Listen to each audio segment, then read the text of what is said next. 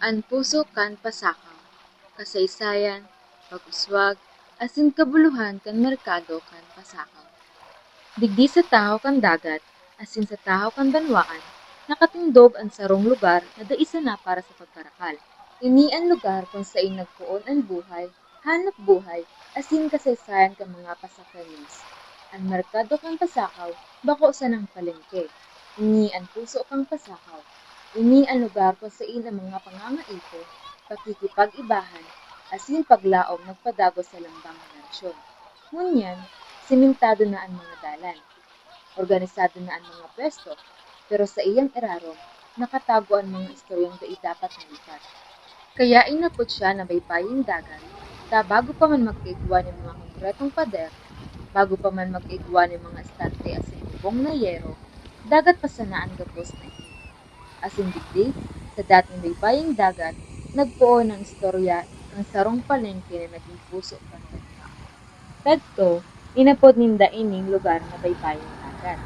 Ang lugar ng ngunyan tindahan, asin tawo, dagat pa sanakan panahon. Sa taho kan dating daungan, 5 pamilya pa sanaan nagpuon magtinda. Ang pamilyang Castaneda, ang pamilya Bihag, ang pamilya Dantes, ang pamilya Tandog, asin ang pamilya Mirabillas. Sinda ang mga inot na nagtindog ng mga simpleng pwesto na gibo sa kahoy, nipa, asin anahaw. Mayo pang semento, mayo pang konkretong struktura. Pero digdi na nagpuon ang sentro kang komersyo kang pasakaw. Ang mga bangkang haling pinalmod, kurias, tilnak, asin pinamasagan digdi nagdaduong. Daranindaan batag, langka, iniris, asin bagong dakop na sira. Ang dating baybayon naging pinto kang produkto, asin pinto man kang oportunidad. Sa pag-agi kang panahon, nagdakol ang pangangaipo kan banwaan.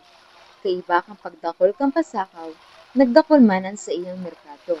Sa panginginutan kan mga namuno sa banwaan, si Alcalde Floro Carinal, Alcalde Romeo Reyes, Alcalde Leo Lebergatas, asin si Alcalde Nino Tayco, palikit-tikit nagbago ang itsura kan merkado.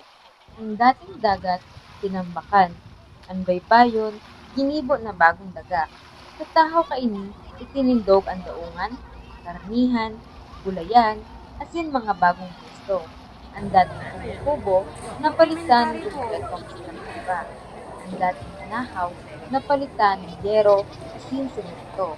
Ang dating sadit na merkado, naging dakulang sentro ng kalakalan. Nag-abot ang panahon na ang merkado kang pasakaw siyang pinakaaktibong sentro ng negosyo. Kada Sabado kang banggi, nabubuhay ang pambangking barakalan sa plaza. Nagdadarayo ang mga negosyante, asin para bakal haling si Pupot, Baaw, Libmanan, Pamplona, Burias, Masbate, asin iba pang banwaan. Digdi nagbabagsakan ang mga gulay, prutas sa kaiba pang lamang dagat. Ang mga paratinda, nagbabarakal ng gulpi-gulping produkto. Ang pakbet na sangkap, 10 piso sana kada patos.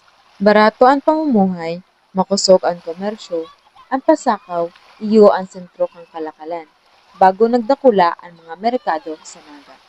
Pero bako gabos na panahon, puro kasaganaan. Nag-abot man ang mga pagsubok. Noong dekada 90, nangyari ang sarong malalang irikitan na dai malilingawan ka mga tao. May mga armadong lalaki na naglaog sa palengke. Halos sarong milyong piso ang nakua. Sa kasabayang pangyayari, nadamay asin na badilan si Rode Indiape. Pero sa kamarayang palad, nabuhay siya. Dai man nadakop ang mga may sala, mas matimbang pamangiraray ang pagkasararo kan komunidad kaysa sa anuman na hadit, kaya nagpadagos ang buhay, nagpadagos ang pagparakal, nagpadagos ang paglaom kang merkado kan pasakaw. Sa dakulang parte kang kasaysayan kang pasakaw, ang merkado naging saligan kang mga pamilya. Ang mga parasira, asin para tanom, direktang nagdadarak na sa indang produkto diti. Nagbabakal ang mga nagtitinda tanganing matabangan man ang mga parauma asin parasira. Kadto, maski sadit sa naan kwarta mo, dakol na ang mababakal. Kung may gulay ka, pwede mo ipalit sa tuyo o tinapa. Ang pakikipagribayan ng mga produkto naging ordinaryong paagi kang pagtabang-tabang. Ang merkado nagtuon ng trabaho sa mga paratinda, kargador, driver, asin iba pang paratrabaho. Naglibo man ng organisasyon arog kang Pasakaw Fish Fresh Vendor Association tanganing mapadagos ang kaayusan asin disiplina kang mga tao. Pero ang tunay na halaga kang merkado dayon nasusukat sa kwarta. Nasusukat ini sa mga relasyong nabuo. Kada pagpuon kan aldaw sa inda mga pag-uurulay, sa mga tawong magkakaiba pero nagkakasararo, sa mga istoryang ipinapsapa sa halisigurang padagos sa aki, sabi ninda, kadto nagkakasararo ang mga tao, mayaman man o pobre, nagtatabang-tabang. Kung idwasin kang desisyon, gubos ng kikibahagi. Ngunyan, bako na sinda araw kadto, basta kulnaan kanya-kanya. Pero dai pa man giraray no wara ang diwa kang komunidad. Taan merkado, padagos na nagkikibo ng lugar kung saan ang mga tao nagkakaurulay-ulay, nagkakairibanan, asin nagkakairintindihan. Ngunyan, mas magayon na ang istruktura kang merkado, mas organisado, mas limpoy, mas komportable. Pero sa likod ka mga bagong pader, may mga bagong hamon. Nagtaas ang bayad sa pwesto, nagtaas ang mga buwis, ang mga bagyong nakakapinsala sa mga pwesto, asin may mga paratinda na napipilitang maghali. May mga pagbabago sa pagdara ka mga dayong mamimili, pero padagis pa man girari ang pagbisita sa merkado. Ang merkado na dating buhay na buhay, ngunyan, padagos pa man girari ang pagiging aktibo, asin dinadarayo pa man ng mga parabakal. Pero bako ining katapusan kan sa iyang istorya. Ang merkado kang Pasakaw, padagos na simbolo kang kasaysayan, pagkakaisa, asin pagpupursige. Ang sa iyang istorya man kang banwaan. Ang sa iyang pag-uswag, pag-usag man kang mga tao, asin ang sa iyang mga pagsubok, testamento kang kusog kang komunidad. Dapat inialagaan, dapat iniitala, dapat iniipasa sa masunod na henerasyon, tanganing maaraman ninda kung saan nagpuon ang buhay kang Pasakaw. Tanganing maibalik ang dating kusog, mapakusog girari ang mga kooperatiba, matapos sa mga pag-aayos, asin mapahiling sa gabos na buhay pa ang puso kang banwaan. Ang merkado, bako sa ng mga lamesa, bubong, asin pader.